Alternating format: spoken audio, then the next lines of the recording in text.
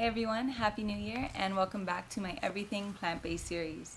For this video, I'm going to talk about why I would and why I did cut dairy from my diet, and that includes milk and cheese. The first reason is that we don't need to rely on dairy to build strong bones and to get enough calcium. We can find calcium in natural plant foods like soybeans, almonds, tahini, sesame seeds, broccoli, kale, bok choy. And we can even use non-dairy milks that are fortified with many vitamins, including calcium and vitamin D. The second reason is that we've been taught since childhood that we need to make dairy a part of our daily diet. I mean, it's in the nutrition pyramid, it's in the new My Plate, and we have to ask ourselves why that is, considering all the drawbacks there are to consuming dairy. Dairy is high in saturated fat, cholesterol, and has sex hormones. I mean, cheese is the #1 food in our diet with saturated fat. And saturated fat constricts our arteries, decreases blood flow, and increases risk of cardiovascular disease.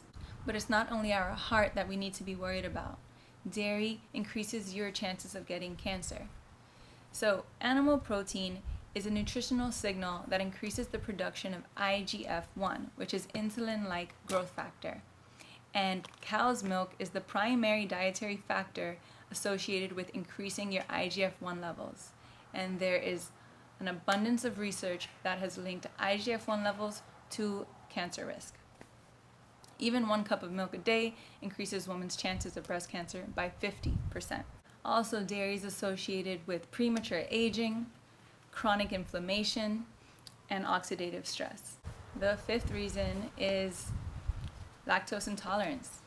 I'm personally not lactose intolerant, but 65% of the population is, meaning they can't digest the lactose in milk or they have sensitivities to it. So that causes digestive issues and stomach pain, bloating, gas, and not only that, a lot of people have skin issues, acne, and a lot of congestion due to dairy consumption. And by removing it, they can clear up a lot of those issues. Lastly, the dairy industry is detrimental to our environment. Cows are the #1 producer of methane, which is a potent greenhouse gas. So by switching from dairy to non-dairy milks or cutting out cheese and other dairy products, we can make a big step in improving our environment. That's about it. Ultimately, dairy is food for baby calves. It is meant to stimulate their growth and help them develop into full-grown cows. It is not food for us. So if you have been moved by this video and you are interested in cutting dairy from your diet, try switching from milks to non-dairy milks, preferably unsweetened. If you take protein powders, check if you're using whey or casein and try switching to a plant-based protein. I like pea protein.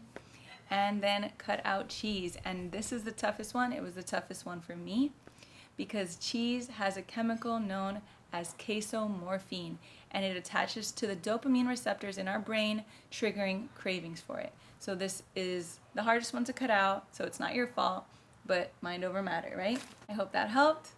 Check out my link below for my free ebook so you can try my 28-day challenge where you eat whole food plant-based, and you could really get a feel for what that lifestyle is like.